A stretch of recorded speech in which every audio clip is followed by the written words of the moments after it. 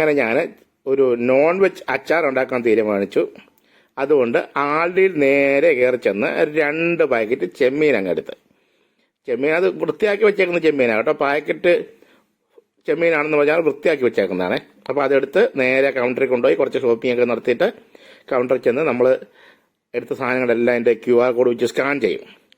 Scan ചെയ്ത് കഴിഞ്ഞിട്ട് നമുക്ക് വേണ്ട സാധനം ഡിലീറ്റ് ചെയ്ത് കളയാനും തിരിച്ചു വെക്കാനുള്ള സൗകര്യമൊക്കെ ഉണ്ട്. അത് കഴിഞ്ഞ് നമ്മൾ കാർഡ് കൊടുത്ത് പൈസയൊക്കെ അടച്ച് ബില്ലൊക്കെ മേടിച്ച് സംഭവം എല്ലാം എടുത്തുകൊണ്ട് നമ്മുടെ വീട്ടിലേക്ക് ഒരു 3/4 കിലോമീറ്റർ ഉണ്ട്. അങ്ങനെ ഇങ്ങനെ പയ്യെ ഞാനും എൻ്റെ ബൈബും കൂടെ ഇങ്ങനെ നടന്നു പോകുന്നു. അപ്പോൾ അങ്ങനെ പോയിരുന്ന വേറൊരു കാര്യം എന്ന് പറഞ്ഞാൽ നമ്മൾ മേടിക്കുന്ന സാധനം വൃത്തിയാക്കിയിട്ടില്ലെങ്കിൽ നിങ്ങളത് വൃത്തിയാക്കി നല്ലപോലെ വൃത്തിയാക്കി അതിൻ്റെ തലയും വാരും ഒക്കെ കളയണം കേട്ടോ. അതിൻ്റെ ആ കുടലും പണ്ടമൊക്കെ എടുത്ത് കളയണം. എന്നിട്ട് നേരെ കൊണ്ടുവന്ന് വൈഫ് എന്നാ ഈ സാധനം നേരെ കൊണ്ടുവന്ന് പൊട്ടിച്ച് ഒരു ബൗളിലേക്ക് ഇട്ടിട്ട് അങ്ങ് വെള്ളം ഒഴിച്ച് അങ്ങ് കഴുകി സെറ്റാക്കി മൈക്ക് ലൂക്കോയ്ക്ക് കൈമാറി. അങ്ങനെ ഞാൻ എന്നാ കഴുകിയെടുത്ത സാധനം വെള്ളമൊക്കെ എല്ലാം പോയി കഴിഞ്ഞ് വേറൊരു ബൗളിലേക്ക് പയ്യെ അങ്ങ് മാറ്റി. അങ്ങനെ ആ ബൗളിലേക്ക് മൊത്തം മാറ്റി കഴിഞ്ഞ് ഒരു 2 സ്പൂണ് മുളക് പൊടി, ഒരു 1/2 സ്പൂണ് മഞ്ഞൾപ്പൊടി, എന്നിട്ട് ഒരു ഇച്ചിരി ഉപ്പും കൂടി അങ്ങ് വെതറിട്ട് അങ്ങോട്ട് ഇളക്കി അങ്ങോട്ട് പരുവപ്പെടുത്തി അങ്ങ് എടുത്ത്. അപ്പോൾ ആ ഇളക്കുമ്പോൾ ഉണ്ടല്ലോ നമ്മൾ ഞെക്കിപ്പിച്ച് കഴിഞ്ഞാൽ അതെല്ലാം വേറെ വേറെ വൃത്തികളായി പോകും. അപ്പോൾ ഇത് വേറെ വേറെ നമുക്ക് സെപ്പറേറ്റ് കിട്ടുകയും ചെയ്യണം. അപ്പം അനുസരിച്ച് ഞെക്കാവുള്ളൂ. ആ സമയത്ത് നമ്മുടെ വൈഫ് വേണ്ട ഇഞ്ചിയും വെളുത്തുള്ളിയും എല്ലാം അരിഞ്ഞ് വത്തരമുളകും പച്ചമുളകും എല്ലാം കീറി സെറ്റാക്കി കൊണ്ടുവന്ന് വെച്ചു. ആ സമയത്ത് ഞാൻ എന്നാ ഒരു പാൻ എടുത്തിട്ട് ഈ നല്ലെണ്ണ അങ്ങോട്ട് ഒഴിച്ച് അതിലോട്ട് ആ ചെമ്മീൻ അങ്ങോട്ട് സെറ്റായിട്ട് ഓരോന്നോരോന്ന് മത്തി അട്ടിക്കങ്ങ് വെച്ച് കല്ലടുക്കുന്ന ഒരു അട്ടിക്ക് വെച്ച് വറുത്തങ്ങ് കോരി ഒരു 7-8 മിനിറ്റ് കൊണ്ട് വറുത്ത് കിട്ടി. എന്നിട്ട് ആ എണ്ണയുണ്ടല്ലോ, ആ എണ്ണയുടെ അടിയിൽ ഒരു പൊടി കിടപ്പുണ്ട്. ആ പൊടി മാത്രം അങ്ങ് മാറ്റി, എണ്ണ മാറ്റിയില്ല. ആ എണ്ണയ്ക്കകത്ത് നമ്മൾ അച്ചാർ ഉണ്ടാക്കുന്നത് കേട്ടോ, എന്നാലേ രുചി കിട്ടത്തുള്ളൂ. അപ്പോൾ എണ്ണ മാറ്റാതെ ആ പൊടി മാത്രം ഞാൻ അങ്ങ് കോരി മാറ്റിയിട്ട് ആ പൊടിക്കകത്തോട്ട് ഞാൻ അങ്ങ് കടുകിട്ട് കൊടുത്ത് കേട്ടോ. കടുകിട്ട് കൊടുത്ത് കടുകൊക്കെ അങ്ങ് പൊട്ടി.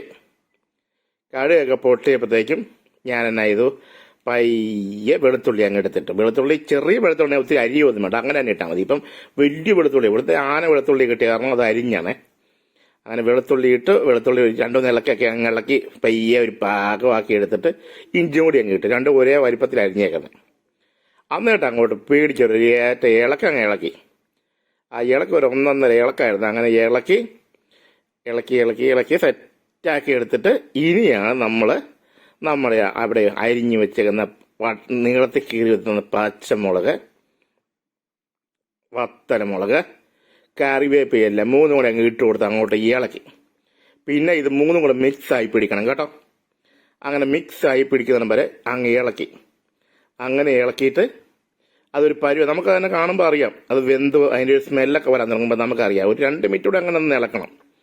2 മിനിറ്റ് കൂടെ ഇളക്കി. അങ്ങനെ ഇളക്കി ഒരു സെറ്റാക്കി എടുത്ത് കഴിയുമ്പോഴത്തേക്കുണ്ടല്ലോ, പിന്നെ നമ്മൾ എന്നാ ചെയ്യും, ഒരു 2 സ്പൂണ് കാശ്മീരി ചില്ലി അങ്ങ് കളർ കിട്ടണ്ടേ, ഒരു 2 സ്പൂണ് കാശ്മീരി ചില്ലി അങ്ങിട്ട് 1 സ്പൂണ് സാദാ മുളക് പൊടി അങ്ങനെ ഇങ്ങോട്ട് കേട്ടോ. എന്നിട്ട് ഇച്ചിരി ഒരു 1/2 സ്പൂണ് മഞ്ഞൾ പൊടി, തേഞ്ഞില്ലെങ്കിൽ ഇച്ചിരി പൊടിക്കും കൂടി ഇട്ട് കൊടുക്കണം. പറ്റിയിരുന്നു ഇച്ചിരി പൊടിക്കും ഇട്ട് കൊടുത്ത് എന്നിട്ടുണ്ടായത് നമ്മുടെ ഈ ഗരം മസാല ഉണ്ടല്ലോ, ഗരം മസാലയും കൂടെ പൊടിക്ക് അങ്ങ് തൂളി അങ്ങ് കൊടുത്തിട്ടുണ്ടല്ലോ. ഇനിയാണ് മെയിനായിട്ട് ഇടാൻ പോകുന്നത് കേട്ടോ, അച്ചാറിൻ്റെ മെയിൻ സാധനം. കായപ്പൊടി എടുത്ത് അങ്ങോട്ട് വെതറി കേട്ടോ. കായപ്പൊടി എടുത്ത് അങ്ങ് വെതറി എന്നിട്ട് പിന്നെ എടുത്ത് ഒറ്റ ഇളക്കി എല്ലാ സ്ഥലത്തും ഈ മസാല അങ്ങ് പിടിക്കണം പോലെ അങ്ങ് ഇളക്കി കേട്ടോ.